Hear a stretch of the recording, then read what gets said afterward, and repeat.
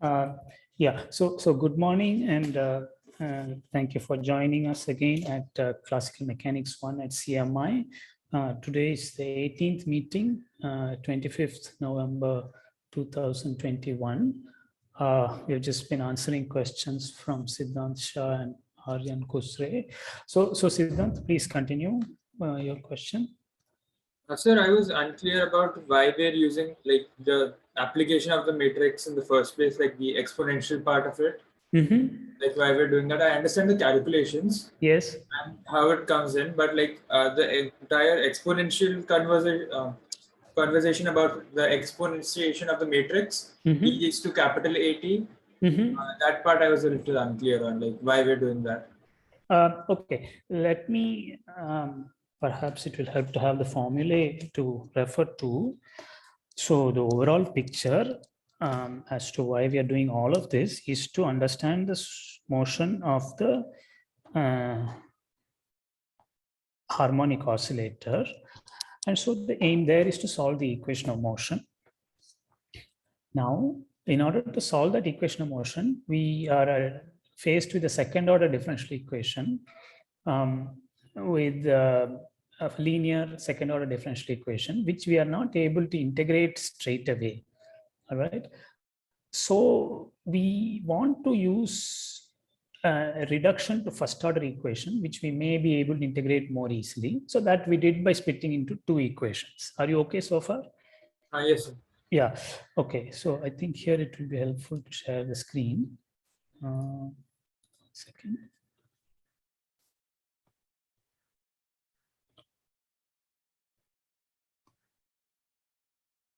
Yeah.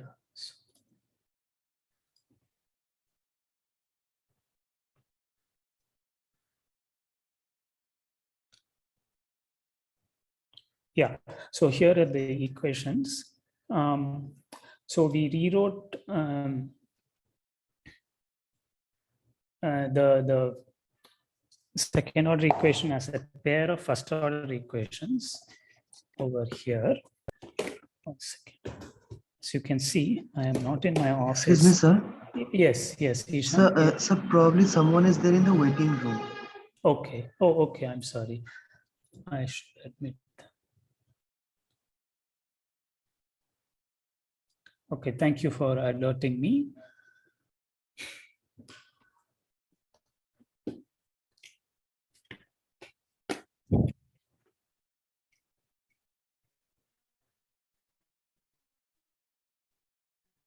Yeah. 1 second.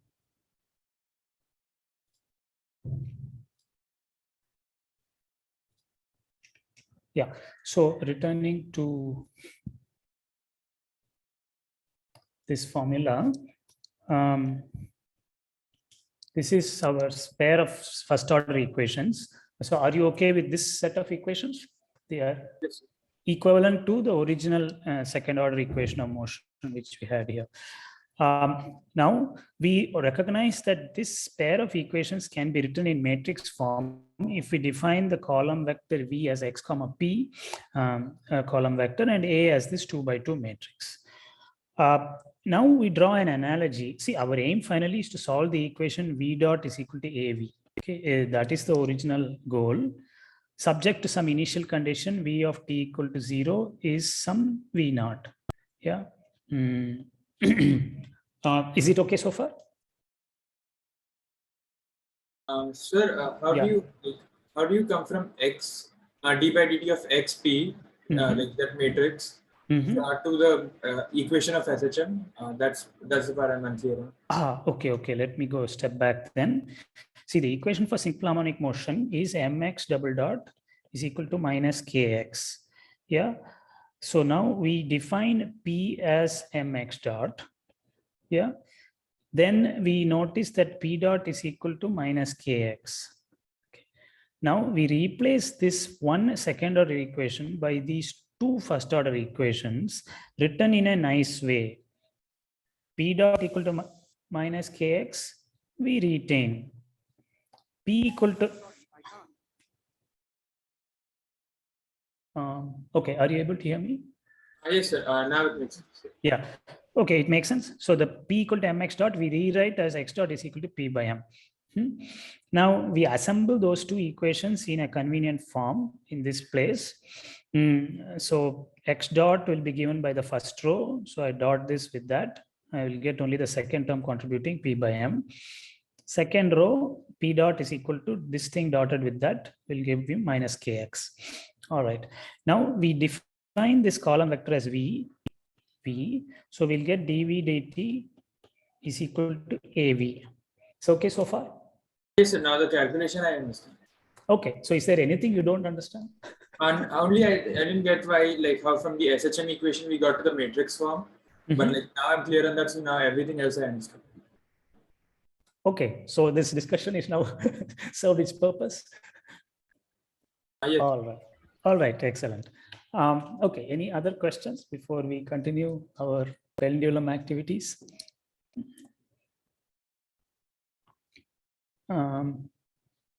Okay, good. But sir, yes, I would actually yes. like to just clarify one thing. Yes, though. please.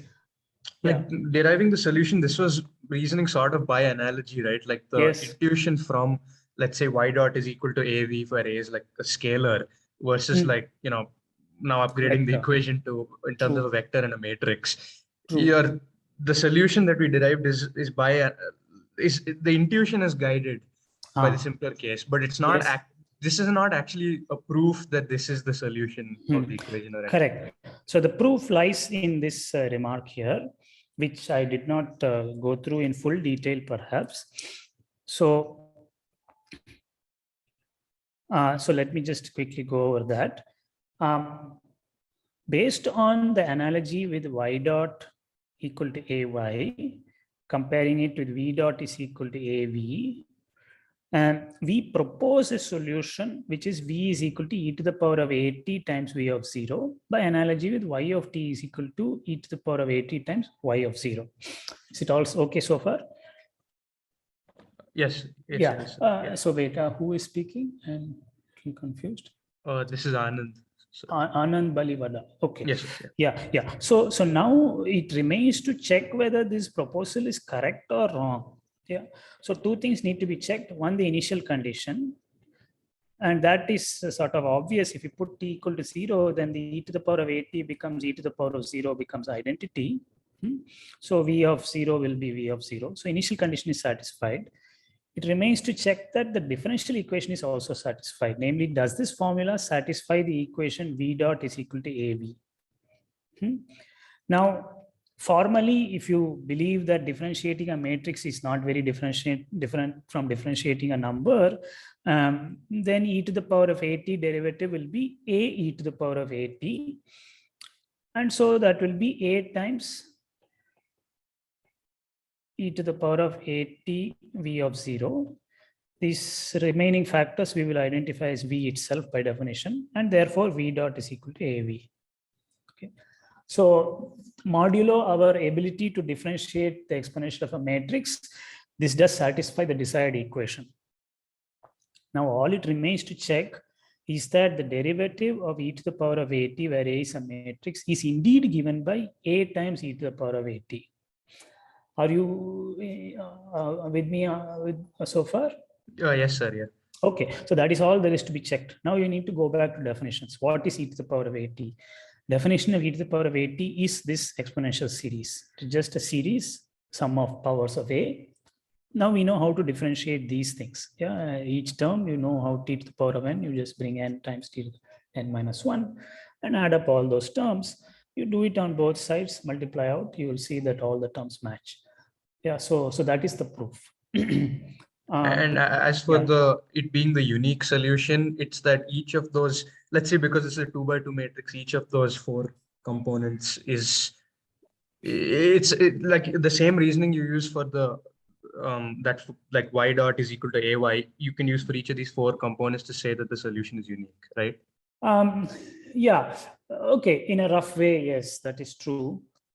See, we have not proved here that the solution is unique in a very rigorous manner. That is something one can do in a differential equations class. But yeah, it is similar to what you do for y dot equal to ay. Yeah, to prove that it is unique. So you are right. At this stage, we have only established that we do have a solution. You may have lingering doubts whether there is some other solution. That is not special to this. That is calling into question a whole lot of things over here.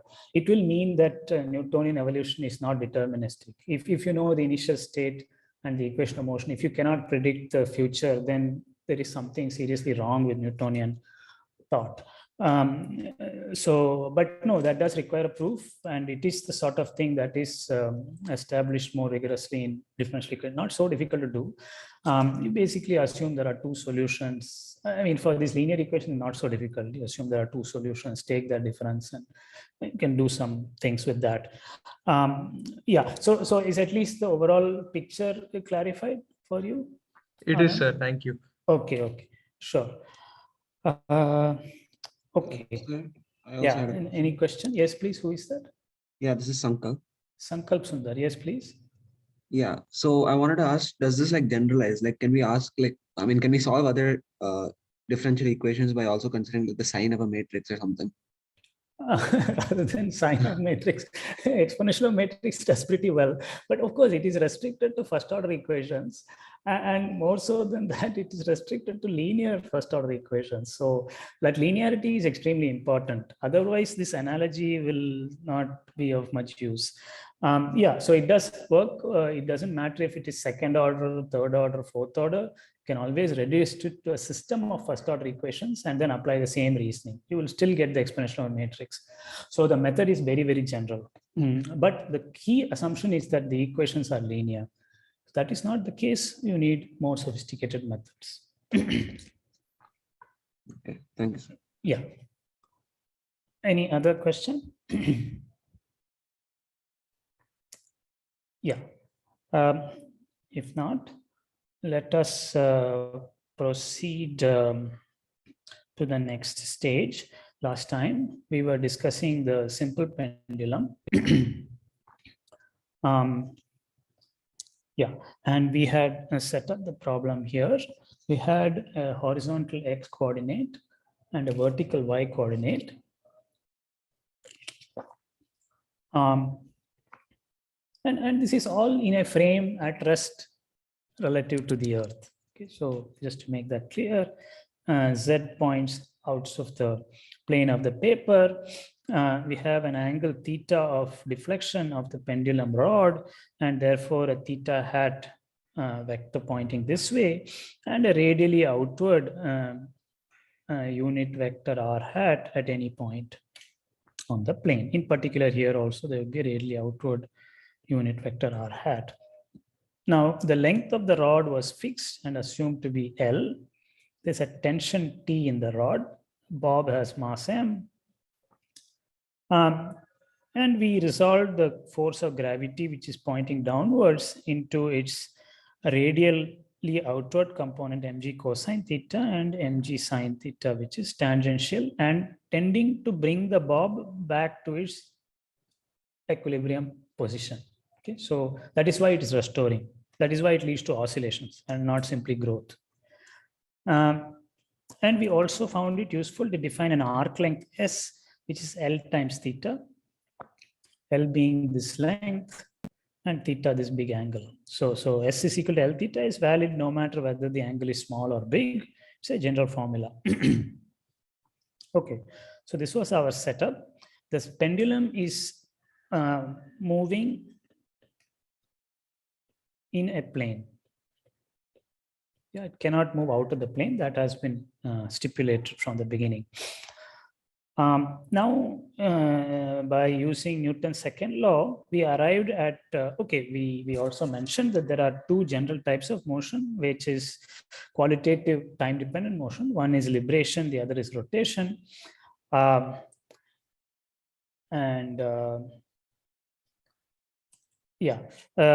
And libration had to do with oscillation between a pair of turning points on either side of the vertical. And in that case, the bob was sort of trapped or bound to the point of equilibrium, stable equilibrium. We also had another kind of motion, which is called, by the way, we don't assume in libration that the oscillation is small. I mean, the bob can go all the way up to the horizontal and come down. Yeah, that's also very much allowed. Then in rotation, the energy and initial speed are sufficiently large that the bob can go round and round the pivot, in general at a non-uniform rate. Yeah, with the bob moving slower at the top and faster at the bottom. And the reason for this was provided last time.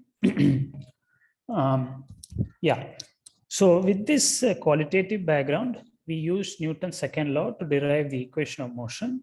I will not go over that once again. I just remind you that the equation of motion is theta double dot is equal to minus g upon L sine theta.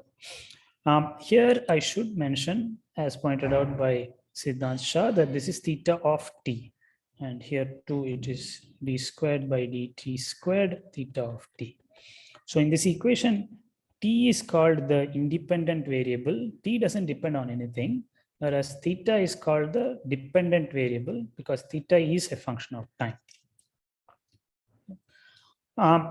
Now, the important observation here is that among the parameters of the problem, the mass of the bob m cancelled out in writing the Newton equation, that basically made use of the assumption that the inertial mass that appears in the acceleration is related, and in fact equal to the gravitational mass that arises through the interaction of the bob with gravitational force of the earth, and cancelling that m, we arrived at this equation. And defining omega as square root of g upon L, we arrived at the equation in the form minus omega squared sine theta. We observed that this equation is highly nonlinear because of the sine function over here, but that is the equation that the physics is giving us, so we have to deal with it. In particular, as Galileo noticed, the time period of oscillation must be independent of the mass, no matter how large the oscillation is. We are not saying the time period is independent of amplitude. That is definitely not true. We are just saying the time period is independent of the mass.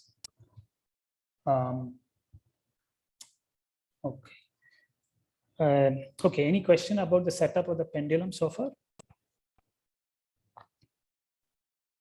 Okay, if not, let me proceed to the next step. So far, we have described the equation of motion.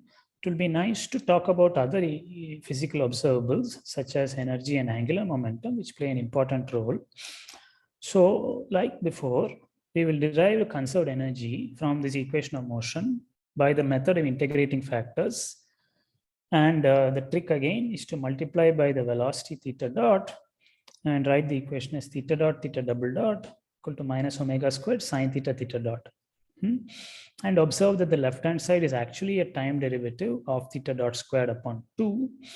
And the right-hand side then can similarly be accommodated as a time derivative of something, namely omega squared cosine theta. Right? If you differentiate this, you will get minus sine theta theta dot, which is precisely what we had here. Okay, so we have rewritten the equation of motion as the total time derivative of some quantity, namely half theta dot squared minus omega squared cosine theta equal to 0. Yeah, so the quantity in parentheses must be a constant, which is what we have written here. So this is the nice method of integrating factors. We have basically reduced order of equation from second to first. Yeah, this is what we did also for the harmonic oscillator before. We have done even generally for Newton's equation in deriving energy. So should not come as a surprise. I mean, we did it in general, not specifically the harmonic oscillator. We've done it in general for any potential V of x. Okay, so now we would like to interpret the constant of integration, this thing, as energy. Now, in order to do that in a nice way, it should have dimensions of energy to be physically interpreted as energy. So now as it stands, what is the dimension of this quantity? Please tell me. Time inverse square. Correct. T to the power of -2. That was Milnor. Yes, you're right. So we are not yet at the dimensions of energy. We need energy has dimensions ml squared T to the -2. So we need to multiply by some constant having dimensions of ml squared. And there is an obvious candidate, namely mass of Bob times length of rod squared. So let us do precisely that. We will define a quantity E prime. I mean, prime doesn't define differentiation, it's just some variable. E prime as half ml squared theta dot squared minus ml squared omega squared cosine theta. Okay, so that is just copying this expression and multiplying by ml squared. You may say, why not multiply by 4 ml squared or 23 ml squared and so on. You are free to do whatever you like. It is just a convention to multiply by ml squared and not some other variable and not some numerical multiple thereof. Okay, so having done this, we have arrived at a proposed energy E prime. We can rewrite it in terms of our variable or angular frequency omega. Recall that omega was the square root of g upon L. So we can absorb some things or rather get rid of this omega. The L will cancel here. So you'll get mgl here. So the E prime can also be written as half ml squared theta dot squared minus mgl cosine theta. Yeah. So I want to mention that though the equation of motion was independent of the mass, our definition of energy so far does depend on the mass. Okay, and that is mostly because we put it there. It wasn't there, we simply multiplied and put it there. So the energy does depend on the mass, which is reasonable because dimensions of energy have to come out. Yeah, that still doesn't invalidate the fact that the actual dynamics doesn't depend on the mass. Time period is independent of the mass. Yeah, that is still true. It is just that our convenient definition of energy does depend on the mass. We have to be willing to accept that.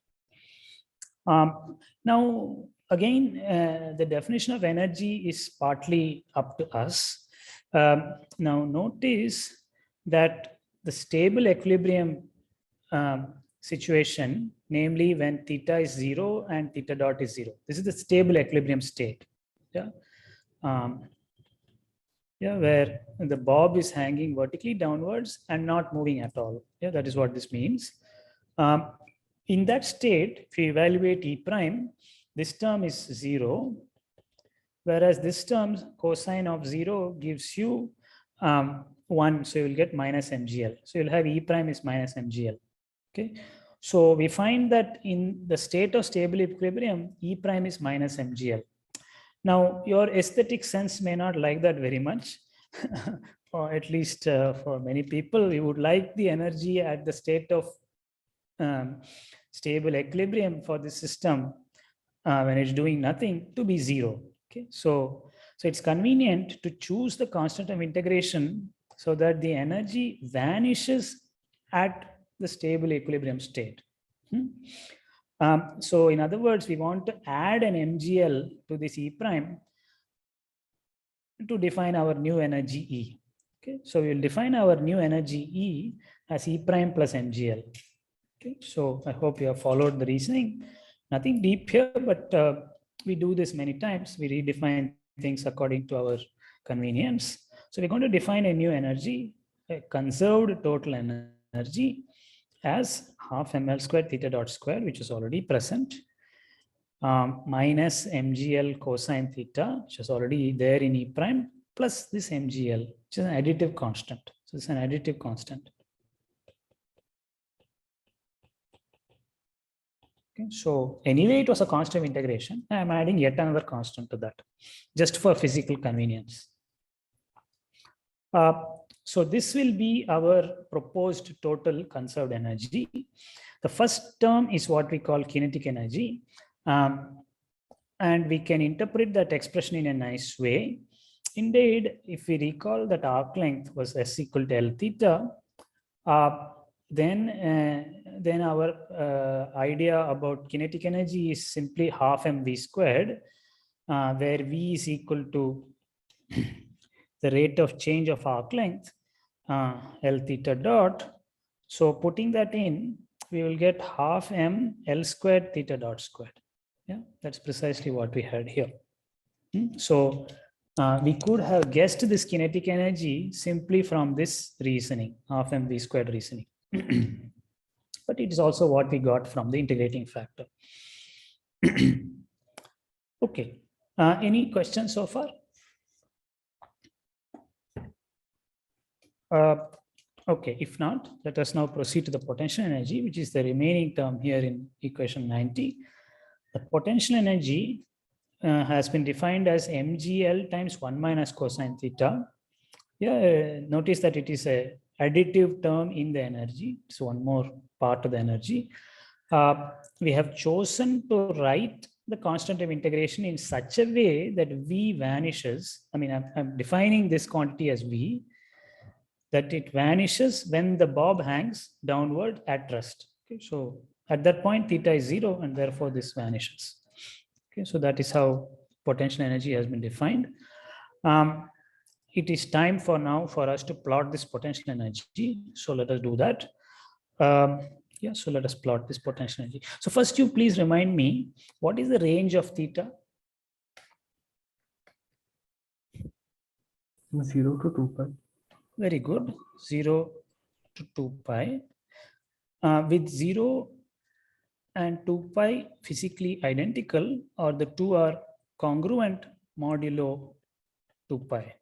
Okay, so 0 to 2 pi. Some people would prefer, because I defined the angle as the counterclockwise angle of deflection, to take, and this is an excellent choice. Another choice is you go from minus pi to pi.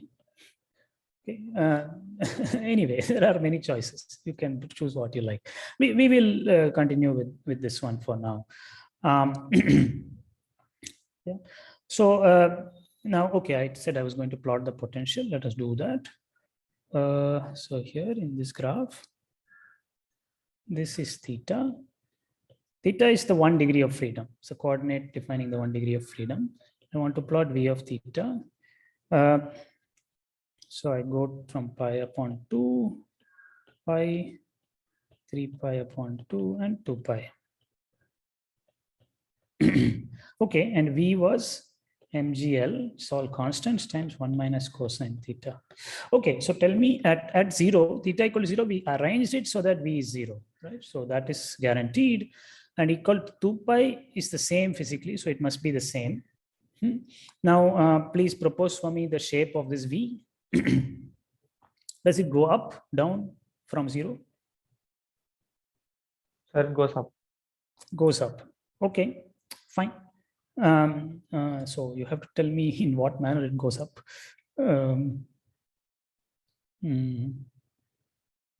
Is it, I mean, is it, what's the tangent like at the origin? Is it flat? Is it Flat, sir. flat? Okay, very good. You say the tangent is flat. Okay, good. Yes. So you are proposing something like this. Do I get you right? Yes, sir. Okay, good. So that must happen at both ends. Okay, and now, all right, very good. And so shall I, okay, you finish the story for me. Goes up, and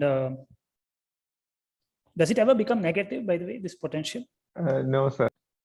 You're right, it never becomes negative because the cosine is always bounded between -1 and 1, and we are adding 1 to that, so it can never become negative. Furthermore, the largest this can become, the largest value we can take is how much? MGL. MGL indeed. Yes. No, that, sir, 2 MGL. Okay, that's better, 2 MGL, because cosine will at this sum can at most be 2, yeah, and cosine is -1. Very good. So here we are. Let me finish the graph. I think I have it. Do I have it right?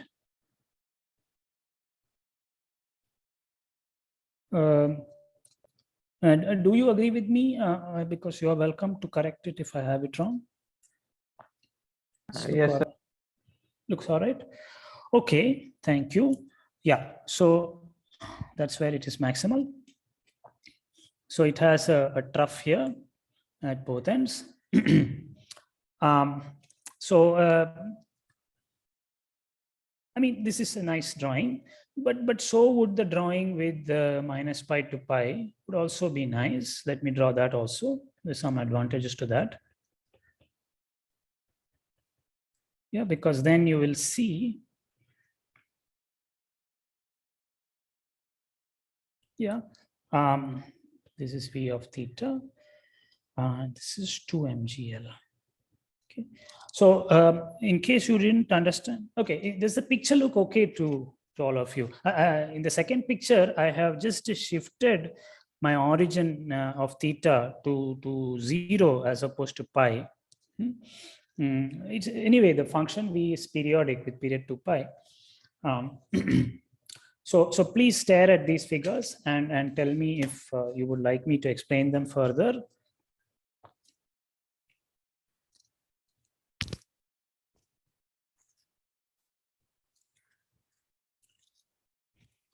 So near theta equal to 0, what does this potential remind you of?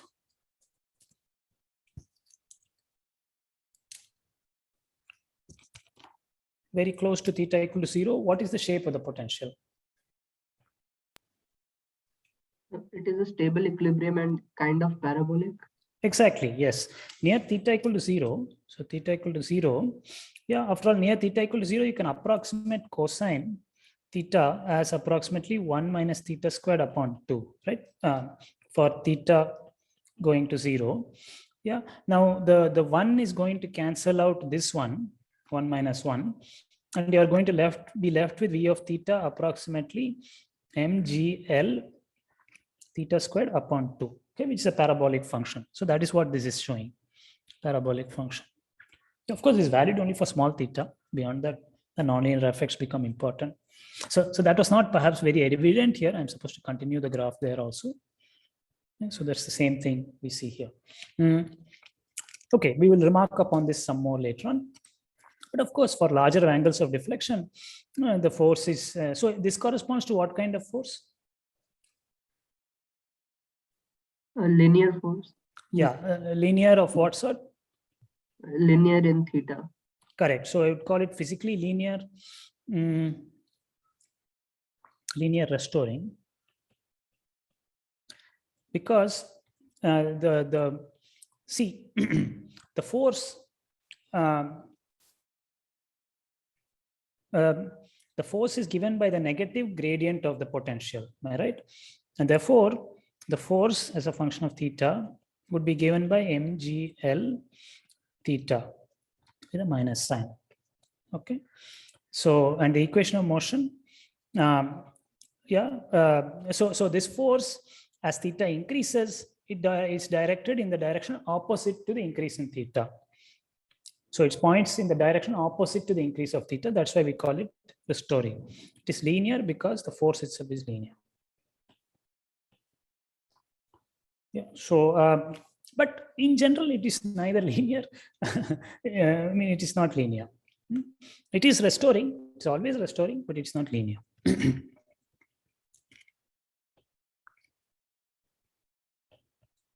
Okay. Any question about this physical reasoning and the plotting?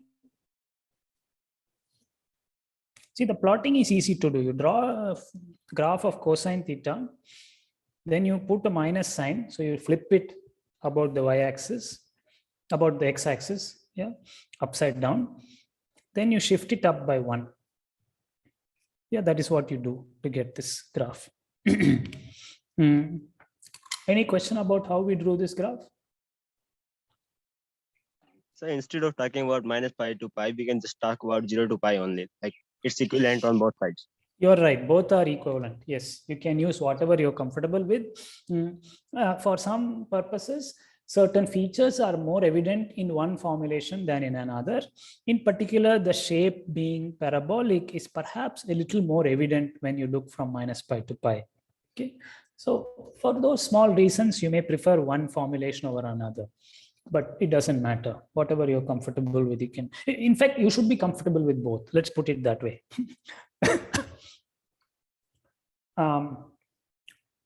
Okay, but they are equivalent.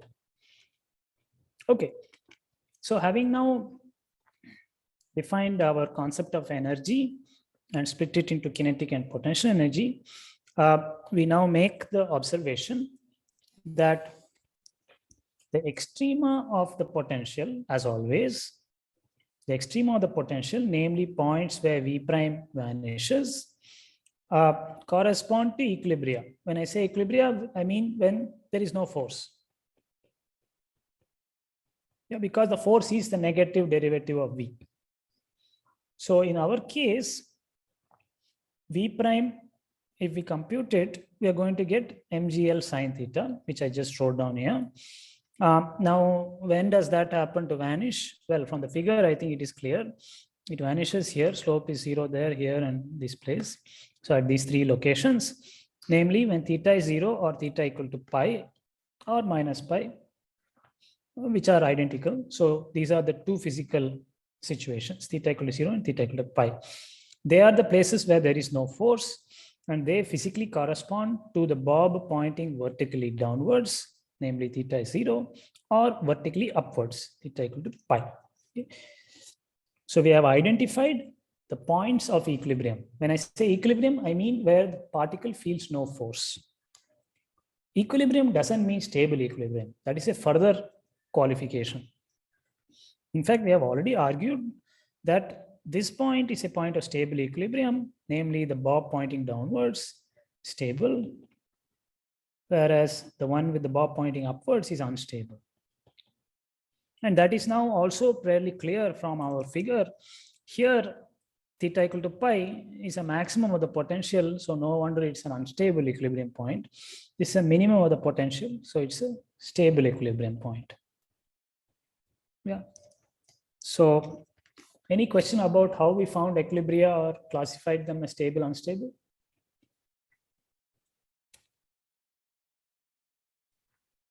Okay. Sir, I have a doubt in the expression of f of theta. Yes, Adarsh, yes. In the RHS, the dimension is not of force, rather it is of energy. So sad. Okay. All right. Yeah. Okay. Yeah, I need to fix that up. Let us do that as we go along. Okay. Can you tell me where my mistake was, or yeah, okay, let me write proportionality here for now. And it's not really correct. I agree with you. So first, do you agree that this V has dimensions of energy? Is that okay, first of all?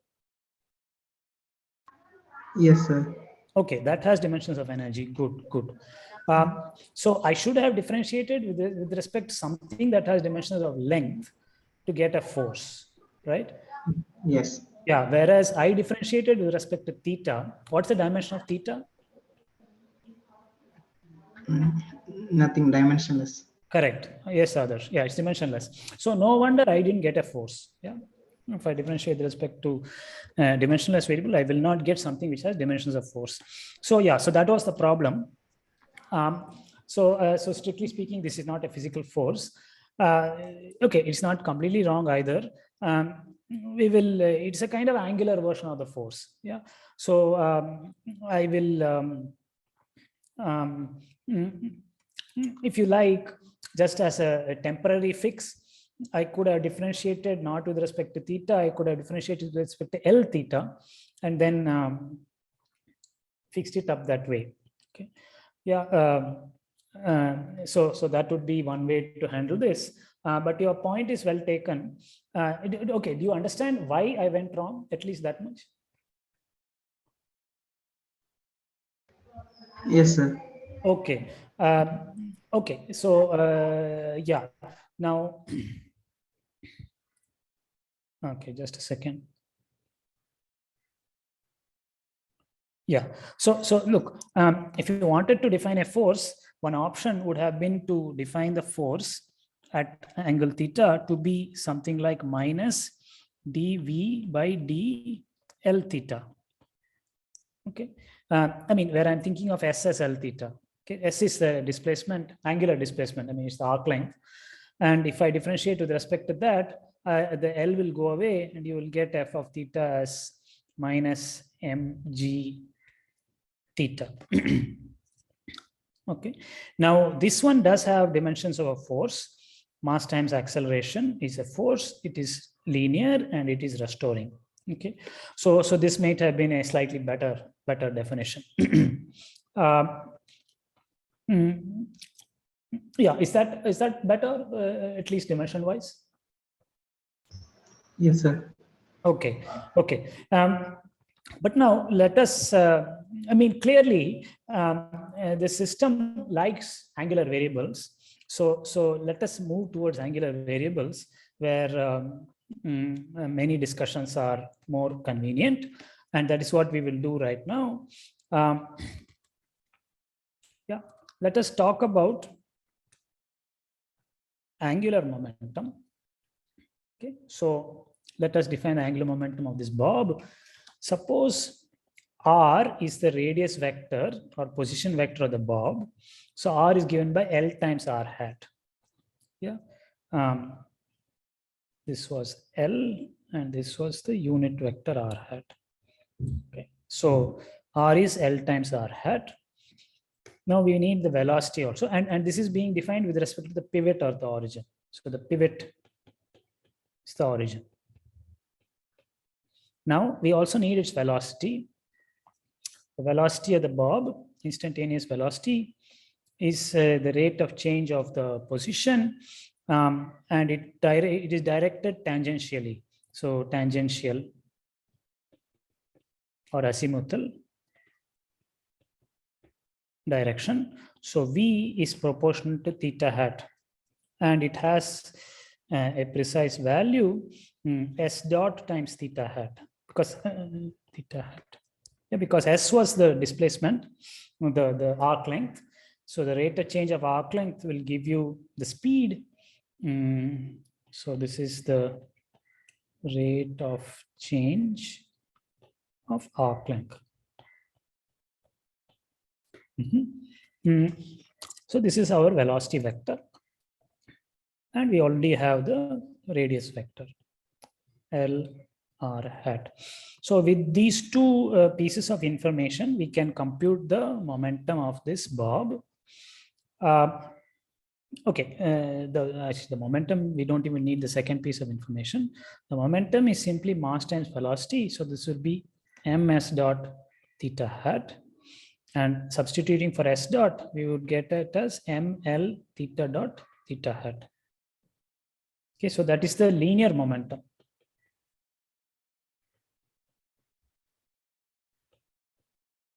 So now we are ready to compute the angular momentum, which we do now here. By the way, before I proceed, I wanted to mention one more thing in this figure, which I did not do before. In this figure I have plotted here, I have used the notation, I mean, a convention of going from minus pi to pi theta. This is, of course, the regime of linear restoring forces. Yeah, this is a more nonlinear regime.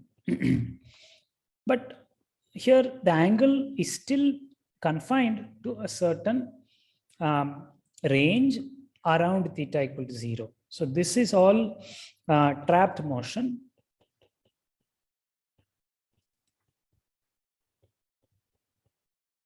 Around stable equilibrium.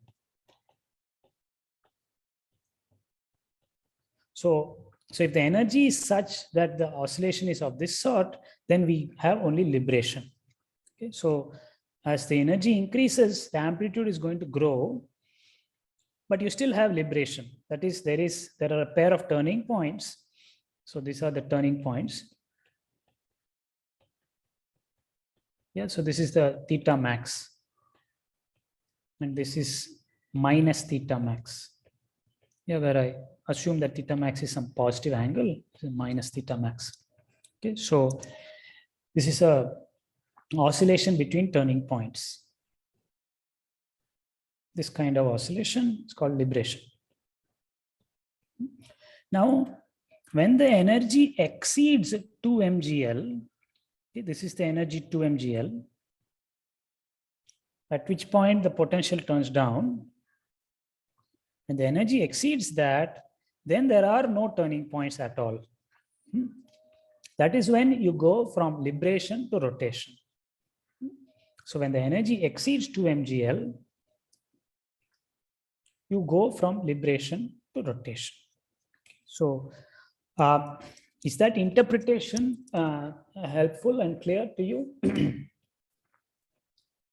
in terms of the graph of the potential energy? Any question about that?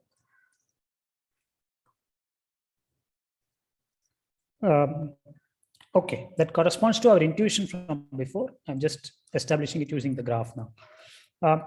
Okay, so now let us return to our calculation of angular momentum. Angular momentum L about the pivot is defined as R cross P. So for R, I substitute, recall R was L R hat. And for P, I substitute the formula we have derived previously, which was ML theta dot theta hat. So multiplying the two, I have to make use of this basic fact that R hat cross theta hat is what?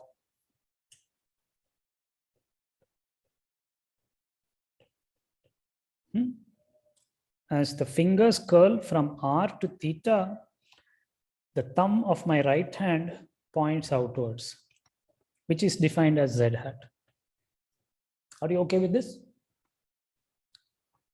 Okay. So as a consequence, we have a formula for L. It is given by ML squared theta dot R hat cross theta hat. So ML squared theta dot Z hat. Okay. Now this coefficient we will call P theta. Yeah, because it is a kind of angular momentum. I mean, it is angular momentum, but to denote that angular nature, we put a theta below the P. That is a convention at this stage. It has some deeper meaning, but for now, we will just call it P theta. Yeah. So there we are. This is our angular momentum. Okay. Any question about how we got this formula for angular momentum? Okay, so please tell me, is angular momentum of this bob conserved? No, sir. Okay, is the linear momentum of the bob conserved? No, sir. Neither is conserved. Okay, why isn't the linear momentum conserved? Because there is a force on the bob. Exactly, yeah. So linear momentum, P is not conserved. It's conserved as there exists a force. And now you are saying that L is also not conserved. And what is the reason for that? There's torque. Okay, Shubham, is that Shubham? Yes, sir. Yeah, so earlier it was Milanpal, here now Shubham says that there is a torque. So indeed we had derived the equation of motion for L, which said that d by dt of L is equal to torque. And in this case, the torque is not zero. Yeah, so that is why L is not conserved. That is one way to look at it. What if we choose our axis of rotation on the particle, then the net torque is zero? But that can be true only at one instant of time. At the next instant of time, the position of the particle would have changed and your origin will lag behind. Yeah, so sadly, you will need to move your origin along with the bob. Now, that is not what we have in mind. Do you see the problem? Yeah. I mean, we want a fixed origin. I mean, the particle may move, but we want a fixed origin. And if you locate the origin at the current location of the particle, you are right that angular momentum at that moment of time may be zero. But at the next instant, the particle will move around. So this will no longer be true. Yeah. Okay, and but in this case, we have still not even computed the torque. Let us do that. So let us retain the origin as the pivot and try to compute these things. Okay, so as we have been proposing, but still not shown in detail, the angular momentum is not conserved since there is a non-zero torque about the pivot. Now, the force on the bob is the resultant of the radially inward tension and the vertically downward force of gravity. So to include both of them. Okay, so now the tension force does not produce any torque as it points towards the pivot. Okay, so the tension force does not produce any torque. Whereas the weight of the bob, the downward force of gravity does produce a torque. Gravity provides a non-zero torque that tends to restore the pendulum to its equilibrium position. So let us compute this. Tau is equal to R cross F. And okay, so recall that R, let me write down the formula here. R vector was L R hat, and the force due to gravity was given by, well, in this case, the only part of the gravitational force that contributes, I mean, which one contributes, the tangential or vertical component of gravity? Sorry, tangential or radial component of gravity? Which one contributes to the torque? Tangential. The tangential component. Precisely, yeah. So several of you have proposed that it's a tangential one. So tangential gravity alone contributes to torque. Yeah, the radial gravity is parallel to the radius vector, and therefore the cross product is 0.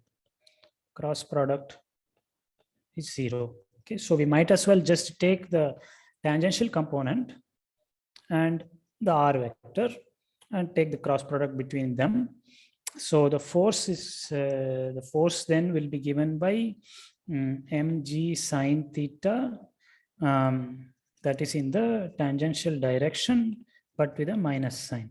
Okay, yeah, so that is the force, tangential gravitational force. So if I take the cross product R cross F, I'm going to get mgl sine theta with a minus sign R cross theta, which was Z. Okay, so here we are. Any question about how we computed this torque?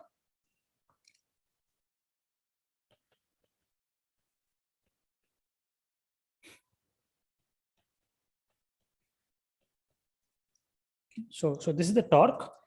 So the rate of change of angular momentum is equal to this quantity.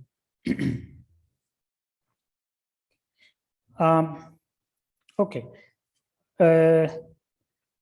So for just to get some intuition, let us suppose the angle is small. Suppose theta is let's suppose is positive for convenience, and let it suppose it is small compared to pi upon 2. That is, the bob is somewhere here. Now what effect is the torque going to have on the angular momentum? Yeah, is it going to increase the magnitude of angular momentum or decrease the magnitude of angular momentum?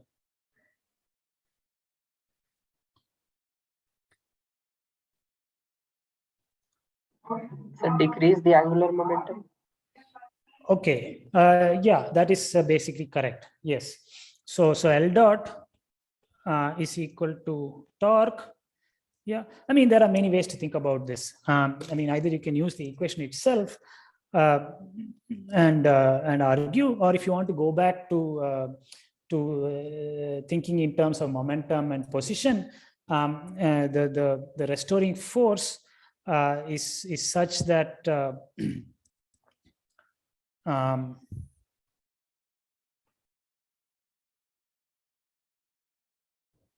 Wait a minute. Why did you say that? What was that, Shubham? Look, the question was one concerning angular momentum, right? Yeah.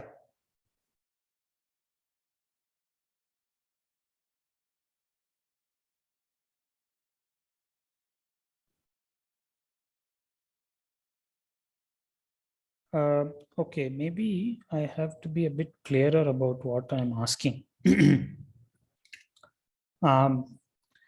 I'm not sure I asked my question very clearly. I need to be clearer. Okay, you have answered some question, but I am not sure which question I asked. Okay, I think I have to be clearer. The sense of the motion, that is the particle going this way or is it going this way? Yeah, perhaps without that information, this question cannot be very clearly answered. Anyway, Shubham had given some answer. Would you like Yes, sir, to? I had by mistake taken one direction. I mean, it was going up. I had taken it. Okay. That is fine. Okay. So let us be a bit clear here. Okay, I don't want to mystify these things too much. Yeah, here is our formula for angular momentum. It is very clear from the formula that L is, at least the size of L is proportional to theta dot.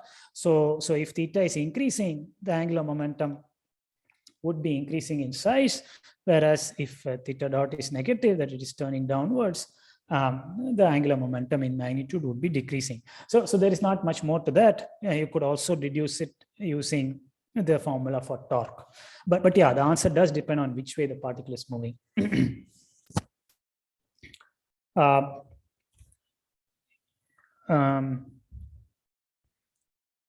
Okay. Sir? Yeah, no, even that is not a completely clear answer. No, I'm sorry, because theta dot itself could be negative. I'm sorry. Yeah. What is Gautam saying?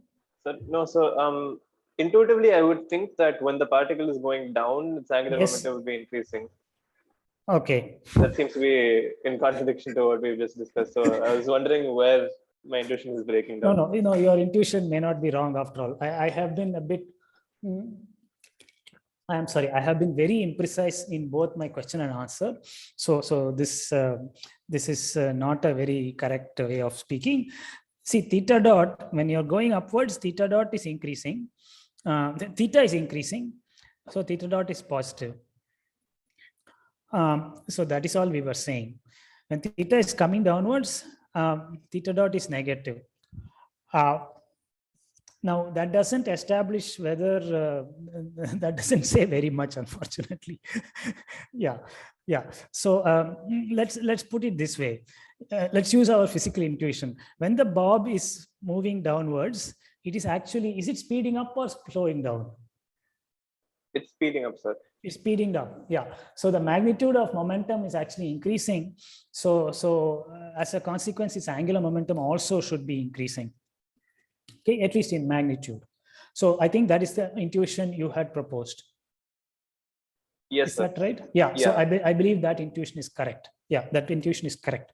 On the other hand, when the particle is moving upwards, though theta dot is positive, the particle is actually slowing down, and therefore its angular momentum, first of all is decreasing, and its angular momentum is also decreasing.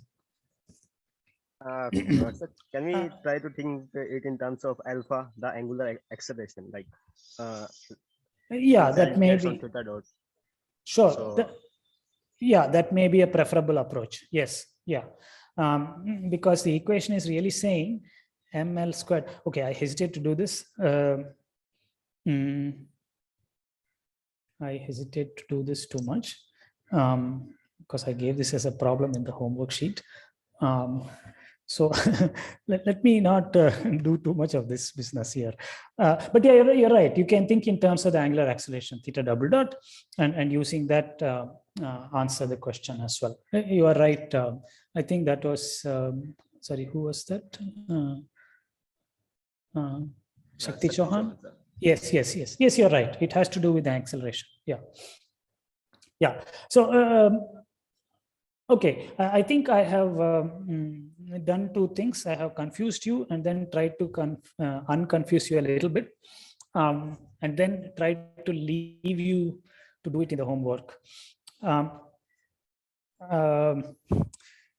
Okay, so tell me, is there something I should still try to resolve for you? So just a question about like the ml square theta dot, that thing, that equation over there. Should we be putting a minus sign over there to make the intuition of like when it's going down, it's speeding up, and so like the change should be positive. The change in angular momentum should be positive. And if so, I mean, okay. Wait. I think you've gone very fast. Okay. So first, your question is this formula correct at all? Is there some sign wrong over here? Yeah. Yes. Okay. Sir. Let us first address that question. I hope there is no sign mistake. Is anybody else also observing a sign mistake? Okay. L is R cross P. So R was L R hat, and P was ML theta dot theta hat. That looks okay. So then when we take the cross product, R cross P, you'll get R cross theta, which points along Z. So yeah, no, this formula looks all right. ML squared theta dot, yeah, this formula looks all right. So you are asking about whether this formula corresponds to your intuition or not. Yes, sir. And actually, when you were saying for the momentum, there also it seems like intuition is not holding, because the theta dot is still positive when the particle is going up, which means the momentum should also. No. Look, when I say momentum, I mean magnitude of momentum.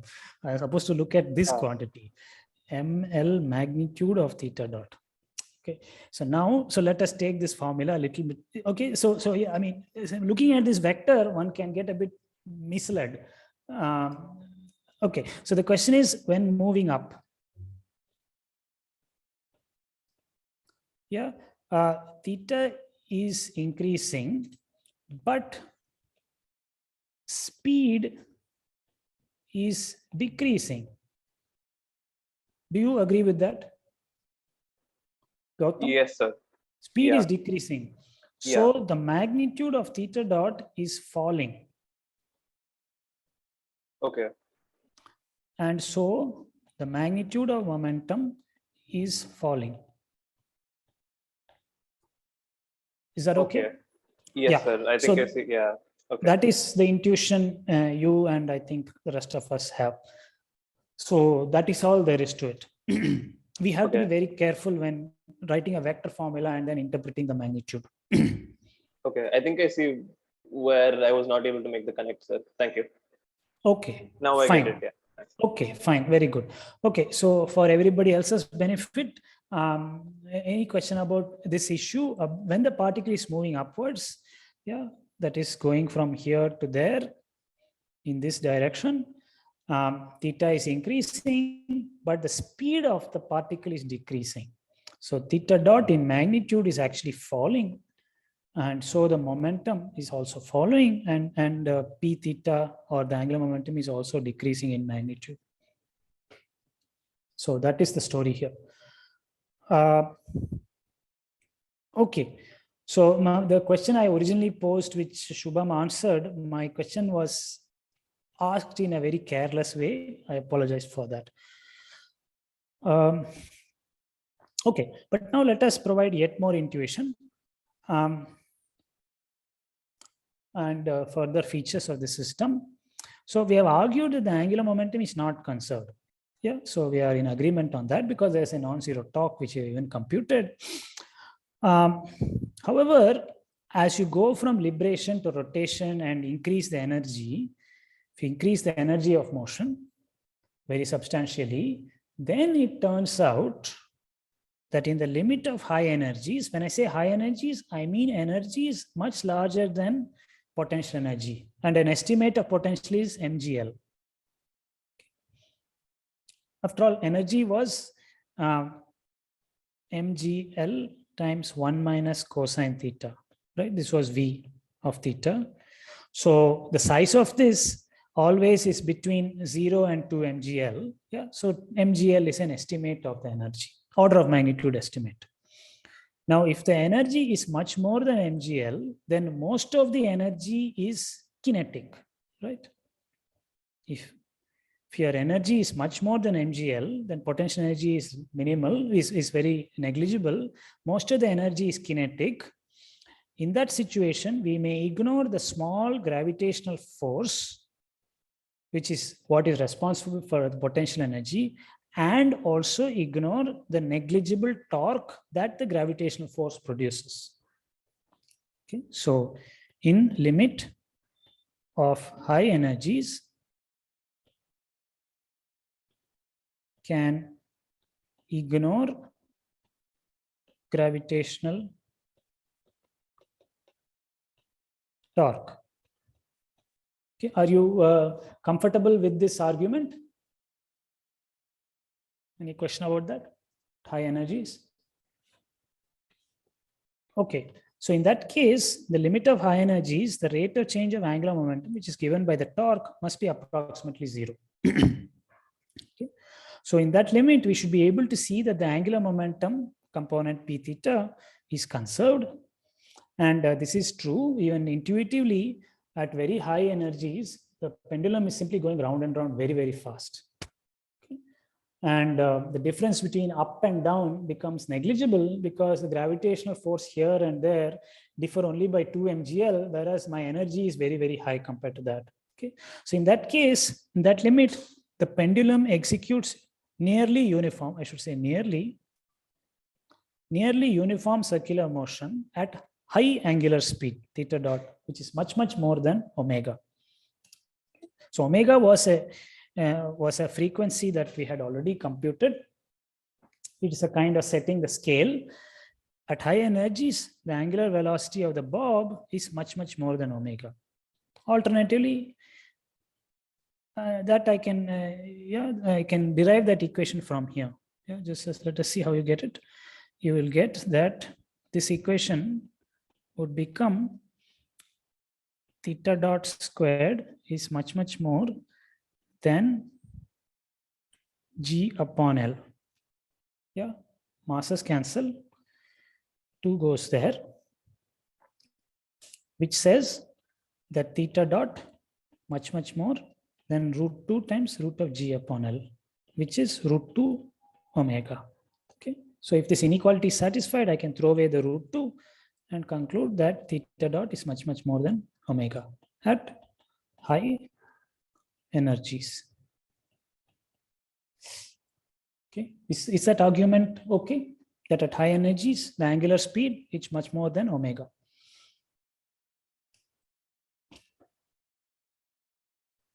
Okay, so then let us see this in a actual figure. I have actually solved the equations of motion, those nonlinear equations, and plotted here the angular momentum p theta of the bob as a function of time. So the horizontal axis is time.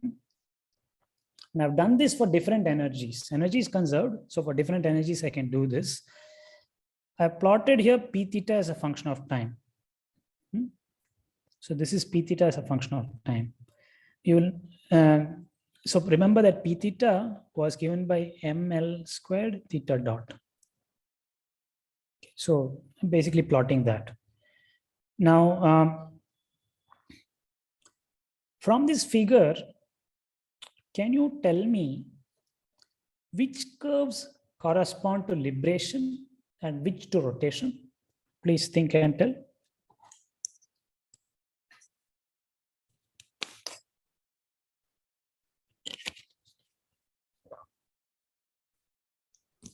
Sir, I think you already told that E, if it is greater than 2, it is rotation, and then if E is less than 2, it's liberation.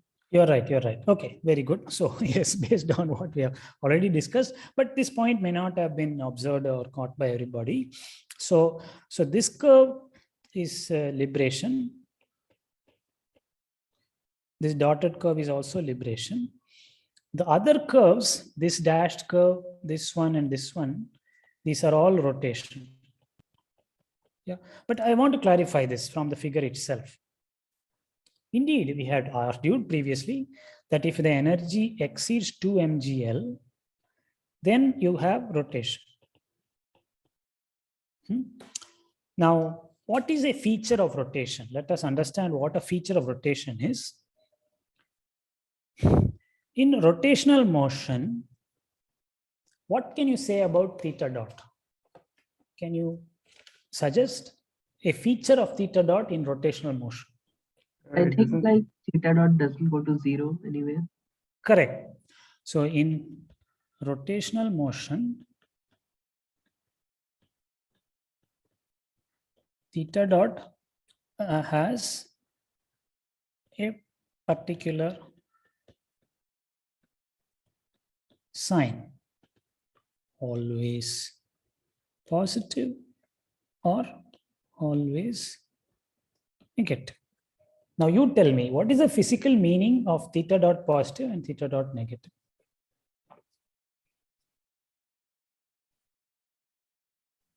These are the different rotation. One is clockwise and then the other is anti-clockwise.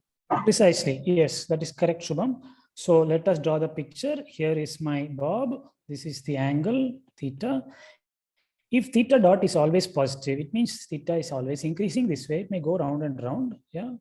So this is called counter clockwise rotational motion.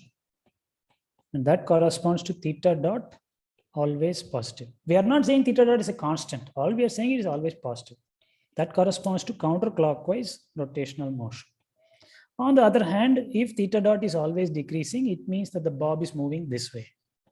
Yeah, so theta dot negative.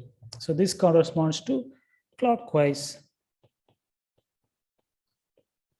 rotational motion. So if theta dot has a definite sign, it implies that p theta also has a definite sign. So tell me, at energy 16 in this graph, this curve I have drawn here, what kind of motion are we describing?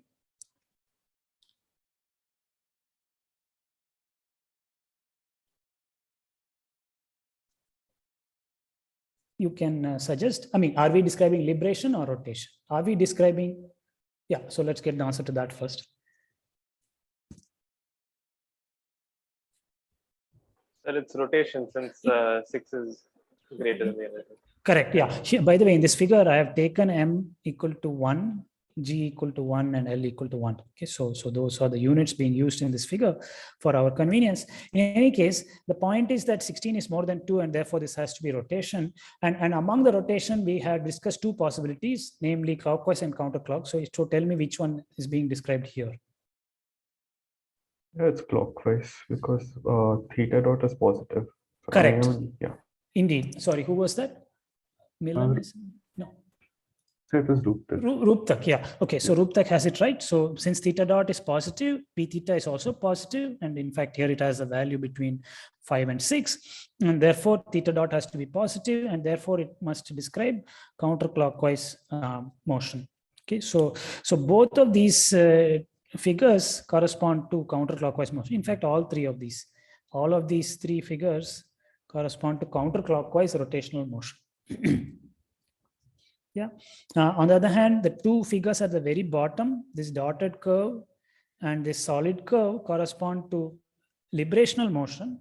And in librational motion, theta dot can have one sign for some time and then another sign for another time, because the particle oscillates. It goes this way, that way. Theta dot positive, theta dot negative, theta dot positive, theta dot negative. Okay, so that is the story here. But the key feature that I want to emphasize is that as the energy increases, see, energy is 2.1 here in this curve. Energy is 6 in this curve. Energy is 16 in this curve. We are noticing that the range of angular momentum is becoming lesser and lesser as we go to higher and higher energies. Okay, so I hope it is not a surprise then for you that for very large energies, the angular momentum may not be exactly constant, but it is going to fluctuate around a mean value with very small deviations, which then recovers our intuitive expectation that at high energies in this limit, the angular momentum component P theta is conserved at very high energies. Okay, so that is what this figure is conveying to you. At very high energies, angular momentum is an approximately conserved quantity. So please ask any question about this if it is not clear.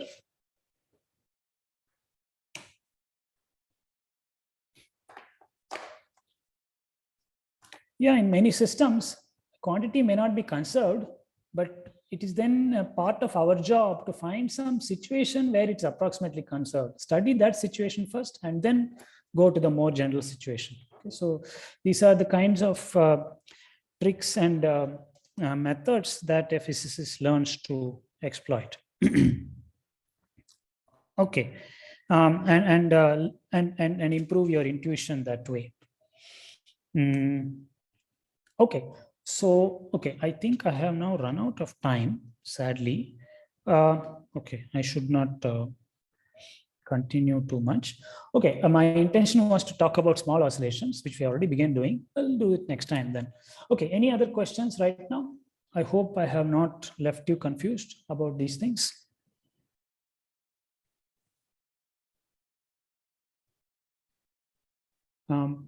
Please feel free to ask any questions. Okay.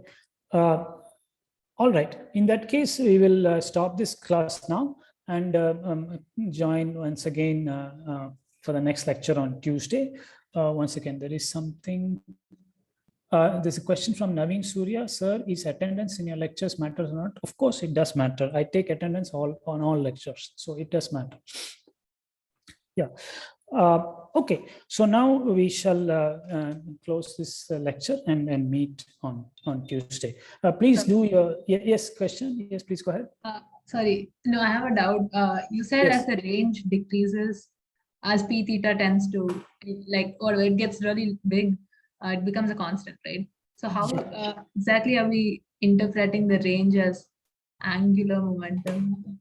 Okay, no, wait. Look, I'm plotting the angular momentum as a function of time. Is that okay, first of all? Yeah. Okay, so now you can ask, see, this is not a constant function. It's an oscillating function. That much we agree upon. Yeah. So you can ask, when would I like to consider an oscillating function to be approximately constant? Okay, so we need some definition of that. If the change in P theta compared to the value of P theta, mean value of P theta is small, then we will say it is a function with very small fluctuations. That is an approximately constant function. So look at this graph. Here, the oscillations of P theta are fairly big. Okay, this is of this magnitude, and which are almost comparable to the mean value itself. I mean, the mean value was roughly 1 over here, and the fluctuations are also of order half or 1. Whereas up here, the energy at energy 16, the mean value is around 5. The fluctuations are less than 0.5, maybe even a quarter. So if you like, the RMS deviation is very small. So we can treat it as an approximately constant quantity. Yes, sir. Does that make sense? Okay. Yeah. Okay, good question. Yeah. Any other question? Okay, Siddhant had pointed out some errors, small errors in the lecture notes. I will correct them. Any other error you had to point out, Siddhant? Not yet, sir. I'll get to the notes after. So if there's something, I'll mail it to you. Okay, thank you. I like your answer. Not yet, in anticipation of further errors. Okay, thank you. Okay, so enjoy but please look at the question problem sheet 7 and please work those answers out. Don't leave it to the last moment. All right, any other questions now? Sir, could you repeat what you said? I couldn't hear you. Oh, I'm sorry. All I said is that I like your answer, which you said that you have not yet found any more mistakes.